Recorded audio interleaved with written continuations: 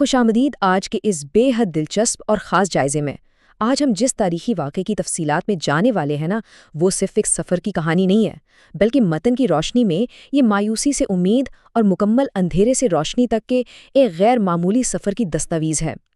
سچ پوچھیں تو اسکرپٹ کے مطابق یہ ایک ایسا واقعہ ہے جو قدم قدم پر انسان کو حیران کر دیتا ہے کہ کیسے حالات اچانک پلٹتے ہیں اور کس طرح ایک پیغمبر کا اپنی قوم کے ساتھ تعلق ایک بالکل ہی انوکھا موڑ لیتا ہے۔ تو چلیے اس کا باقاعدہ آغاز کرتے ہیں اور ذرا اس بنیادی سوال پر غور کرتے ہیں۔ سوچئے ذرا، کیا ہوتا ہے جب کوئی ایسا شخص جسے ایک بہت بڑی ذمہ داری سونپی گئی ہو وہ اپنی ڈیوٹی کی جگہ سے بنا اجازت نکل جائے، خاص طور پر تب جب وہ کوئی عام انسان نہیں بلکہ ایک پیغمبر ہو؟ تو آئیے دیکھتے ہیں کہ اس فیصلے کے کیا حیرت انگیز نتائج برآمد ہوئے۔ پہلا حصہ، دعوت اور انکار۔ ہمارا یہ جائزہ ایک قدیم بستی کے ابتدائی مناظر سے شروع ہوتا ہے جو اس ساری کشمکش کا اصل مرکز ہے۔ اس بستی کا نام تھا نینوا، اور متن ہمیں بڑی واضح تصویر دکھاتا ہے کہ یہاں کا ماحول کیسا تھا۔ یہ کوئی پرسکون اور خاموش جگہ بالکل نہیں تھی، بلکہ یہاں ایک مستقل شور تھا، ہلے گلے کی آوازیں تھیں اور ہر طرف ایک غفلت چھائی ہوئی تھی۔ لوگ اپنی تجارت، کھیل کود اور طرح طرح کے گناہوں میں اتنے زیادہ مگن تھے کہ روحانیت کی ان کے دلوں میں کوئی جگہ بچی ہی نہیں تھی۔ مطلب یہ ایک ایسا معاشرہ تھا جو مادی دنیا میں پوری طرح کھو چکا تھا۔ اب اس معاشرے کا تضاد دیکھیں جو یہاں بڑی خوبصورتی سے واضح ہوتا ہے۔ ایک طرف حضرت یونس علیہ السلام ہیں جو بے حد درد مندی سے فکر کے ساتھ اپنی قوم کو پکار رہے ہیں۔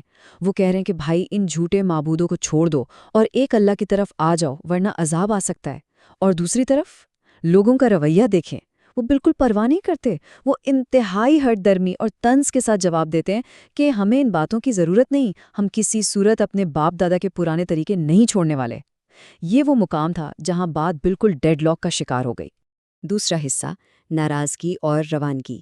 دن رات کی اس محنت اور مسلسل انکار کے بعد کہانی ایک نئے اور سنجیدہ مرحلے میں داخل ہوتی ہے جہاں ایک بہت بڑا قدم اٹھایا جاتا ہے۔ متن کے اس حصے میں حضرت یونس علیہ السلام کی اندرونی کیفیت کو بہت گہرائی سے بیان کیا گیا ہے۔ ان کا یہ جملہ ان کی بے چینی اور اضطراب کو ظاہر کرتا ہے۔ ان کا ماننا تھا کہ انہوں نے تو اپنا فرض پوری طرح ادا کر دیا ہے، اور چونکہ قوم کسی صورت ماننے کو تیار ہی نہیں، تو بس اب شاید ان کی ہلاکت کا الہی فیصلہ آ چکا ہے اور میرا مشن یہاں ختم ہو گیا ہے۔ اور یہی وہ سب سے اہم موڑ ہے، کیونکہ اسی سوچ کے تحت وہ بستی سے نکل گئے۔ متن بڑی غیر جانبداری سے اسے ایک اجتہادی غلطی کا نام دیتا ہے۔ اب اجتہادی غلطی کا مطلب یہ ہے کہ نیت تو بالکل ٹھیک تھی لیکن فیصلے میں چوک ہو گئی، کیونکہ اصول یہ ہے کہ ایک پیغمبر کبھی بھی اللہ کے واضح حکم کے بغیر اپنی جگہ نہیں چھوڑ سکتا، اور یہی وہ روانگی تھی جس نے آگے چل کر ایک کڑی آزمائش کی بنیاد رکھی۔ تیسرا حصہ، طوفان اور قرعہ اندازی۔ اب منظر زمین کی خاموشی سے کٹ کر سیدھا ایک بے رحم بکھرے ہوئے سمندر کی طرف منتقل ہوتا ہے۔ یہاں حالات تیزی سے بگڑتے ہیں۔ کشتی اچانک ایک انتہائی شدید طوفان کی زد میں آ جاتی ہے۔ لہریں خطرناک حد تک بلند ہیں اور کشتی اتنی بھاری ہو چکی ہے کہ اب ڈوبنے کا خطرہ سر پر منڈلا رہا ہے۔ ملاحوں کے پاس وقت بالکل نہیں ہے۔ جان بچانے کا ایک ہی راستہ ہے کہ کشتی کا وزن کم کیا جائے، اور اس خوف و ہراس کے عالم میں یہ فیصلہ ہوتا ہے کہ کسی ایک شخص کو سمندر کی لہروں کے حوالے کرنا پڑے گا، جس کے لیے قرعہ اندازی شروع ہوتی ہے۔ یہاں کہانی اپنا سب سے ڈرامائی، سب سے سنسنی خیز موڑ لیتی ہے۔ قرعہ ڈالا جاتا ہے اور بار بار، جی ہاں، ایک ہی نام نکلتا ہے، حضرت یونس علیہ السلام۔ جہاں باقی سب لوگ خوف سے کانپ رہے ہیں، وہیں پیغمبر کا رد عمل انتہائی پرسکون ہے۔ وہ فوراً پہچان لیتے ہیں کہ یہ کوئی اتفاق نہیں ہے، یہ سیدھا اوپر والے کا فیصلہ ہے۔ وہ اسے تسلیم کرتے ہیں اور پھر انہیں اس بے رحم طوفانی سمندر کی گہرائیوں میں پھینک دیا جاتا ہے۔ چوتھا حصہ، 3 تاریکیاں اور دعا۔ سمندر میں گرنے کے بعد کہانی اپنے نقطۂ عروج پر پہنچتی ہے۔ طوفان کا وہ سارا شور اچانک ختم ہو جاتا ہے اور اس کی جگہ ایک گہرا اور پراسرار سناٹا لے لیتا ہے۔ متن یہاں ایک انتہائی اہم نقطے کی وضاحت کرتا ہے۔ ہوتا یہ ہے کہ اللہ کے حکم سے ایک بہت بڑی مچھلی ظاہر ہوتی ہے اور انہیں نگل لیتی ہے۔ بظاہر دیکھنے میں تو یہ ایک خوفناک موت لگتی ہے نا؟ لیکن حقیقت میں ایسا نہیں تھا۔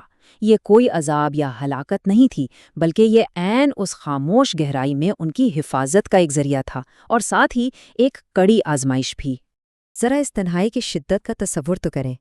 یہ 3 تہیں اس حسی محرومی یا یوں کہہ لیں کہ سینسری ڈیپریویشن کو بیان کرتی ہیں۔ رات کا وہ گہرا اندھیرا، اس کے نیچے سمندر کی اتھاہ گہرائیوں کی تاریکی، اور پھر اس مچھلی کے پیٹ کی مکمل ناقابل تسخیر تاریکی، نہ کوئی روشنی، نہ کوئی آواز۔ یہ وہ مقام تھا جہاں انسان کا دنیا سے رابطہ مکمل طور پر کٹ جاتا ہے۔ اور اسی مکمل خاموشی اور تاریکی کے بیچ دل کی گہرائیوں سے یہ عظیم الشان پکار نکلتی ہے۔ یہ صرف چند الفاظ نہیں تھے، یہ گہرے احساس ندامت کا لمحہ تھا۔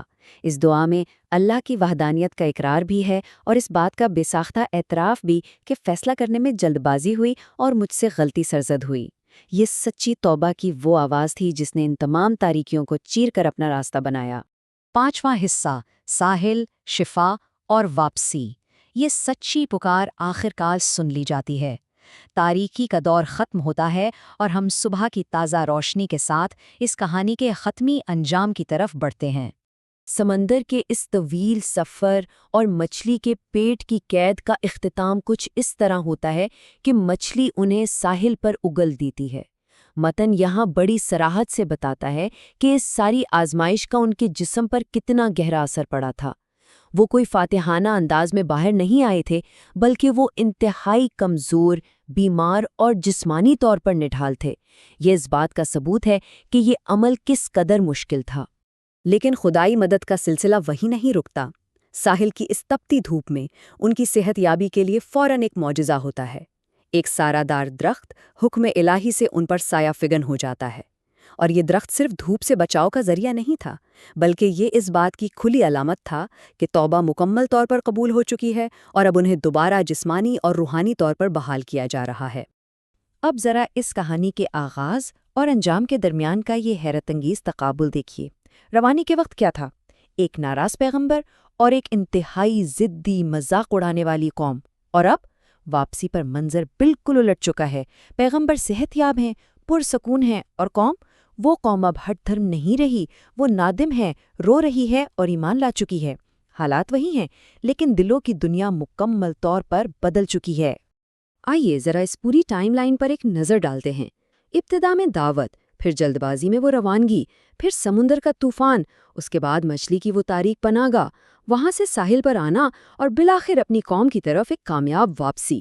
اس سے یہ بالکل واضح ہوتا ہے کہ یہ سارے مراحل الگ الگ نہیں تھے، بلکہ یہ ایک پیغمبر کی روحانی اور جسمانی تربیت کے لازمی اور باہم جڑے ہوئے حصے تھے۔ اور اس مقام پر ہمارا یہ تفصیلی جائزہ اپنے اختتام کو پہنچتا ہے، لیکن جاتے جاتے یہ کہانی ہمیں ایک بہت گہرے اور غور طلب سوال کے ساتھ چھوڑے جا رہی ہے۔ کیا واقعی ایسا ہوتا ہے کہ جب انسان چاروں طرف سے اندھیرے میں گھر جائے اور بچنے کا کوئی راستہ نہ ملے، تو وہی لمحہ دراصل حقیقی روشنی اور نجات کی حتمی تیاری کا لمحہ ہوتا ہے؟ کیا احساس ندامت اور اپنی غلطی کا سچا اقرار بڑی سے بڑی آزمائش کو بھی ایک نئی اور شاندار شروعات میں بدل سکتا ہے؟ اس پر ضرور غور کیجیے گا۔ آج کے اس جائزے میں ہمارے ساتھ شامل رہنے کا بہت شکریہ۔